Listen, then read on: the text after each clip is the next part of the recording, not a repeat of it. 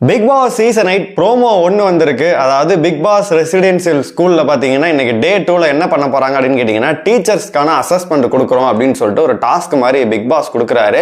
அதுல ஸ்டூடெண்டா இருக்க எல்லாரும் பாத்தீங்கன்னா டீச்சர்ஸ் மேல வந்து குறைகளை சொல்லலாம், அள்ளி தெளிக்கலாம். கண்டிப்பா இவங்க வன்மத்தை தான் கக்குவாயின்னு சொல்லிட்டு நம்மளுக்கு நல்லாவே தெரியும். இதுல எனக்கு ரொம்ப பிடிச்ச விஷயம் என்னன்னு கேட்டீங்கன்னா நேத்தே வந்து இரிட்டேட்டா இருந்துச்சு. கேரக்டரை விட்டுட்டு பாத்தீங்கன்னா எல்லாரும் வெளியில வந்து பர்ஃபார்ம் பண்ணிக்கிட்டு இருந்தாங்க.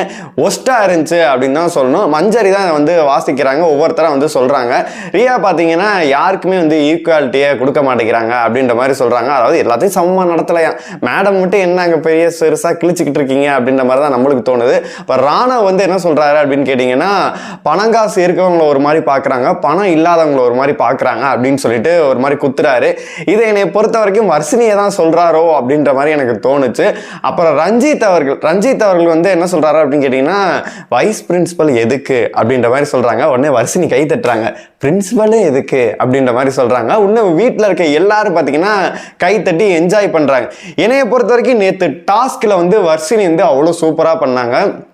இது வரைக்கும் கடந்த நாள்கள் எல்லாமே இவங்களை பார்க்காம வந்திருக்காங்க, 24/7 பார்க்கல அப்படின்னு சொல்லிட்டு ஒவ்வொரு குறைகளையா சொல்லிட்டு இருந்தாங்க. ஆனால் நேற்று பார்த்தீங்கன்னா வர்ஷினி வந்து ஃபுல் எஃபர்ட் போட்டு பார்த்தீங்கன்னா செமையாவே பண்ணியிருந்தாங்க. இவர் சார் நேற்று ரஞ்சித் சார் என்ன பிடுங்கினார்னே தெரில. நேற்று ஃபுல்லாக அவர் தேட வேண்டியதாக இருந்துச்சு. ஒரு சில பேர் மட்டும்தான் பார்த்தீங்கன்னா நம்ம கண்ணுக்கே தெரிஞ்சாங்க.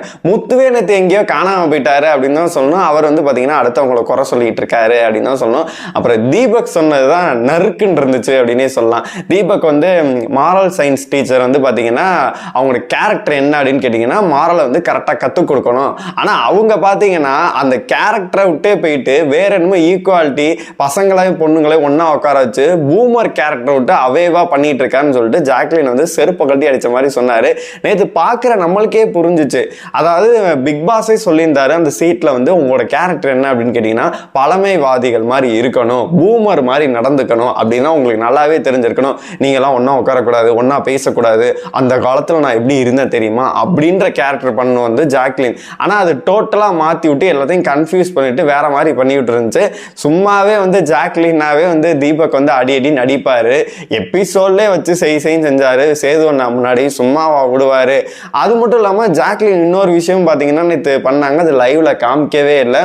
அதாவது ஆல்ரெடி அவங்க குடிச்சிட்டு துப்புறாங்கல்ல, அதெல்லாம் மேனஸ் இல்லைன்னு சொல்லிட்டு பெரிய சண்டைகள் வந்துச்சு. நீங்க குழந்தைங்க, நீங்க ஸ்டூடெண்ட் அந்த மாதிரிலாம் பண்ணிக்கலாம் அப்படின்ற மாதிரிலாம் சொல்லிட்டு இருக்காங்க. எதுக்கு மாரல் டீச்சரா வராங்க அப்படின்ற மாதிரி இருந்துச்சு. மற்றபடி சத்யா சொன்னதா இருக்கட்டும், மற்ற யார் சொன்னது வந்து அவ்வளோ ஹைலைட்டா யாருமே காமிக்கவே இல்லை. 20 பேர் இருக்காங்க, 20 பேர்த்தையும் ப்ரோமோல காமிக்க முடியும்னு சொல்லிட்டு யாருமே காமிக்கவே இல்லை. மற்றவங்க சொன்னதான் பெருசா ஹைலைட்டா தெரியவே இல்லை. இன்னைக்கு டே 2 எப்படி இருக்க போகுது இந்த டாஸ்க்கை வந்து, ஏன்னா இத்தனை 7 சீசன்ல வந்து சுவாரஸ்யம் வந்து அவ்வளோ சூப்பரா இருந்துச்சு. இந்த 8வது சீசன்லாம் வந்து இவ்வளோ காட்டு முக்கையா பண்ணிட்டு இருக்காங்க. இன்னைக்கு எதுவும் நல்லா பண்ணுவாங்களா அப்படின்னு சொல்லிட்டு நம்ம வெயிட் பண்ணி பார்க்கலாம்.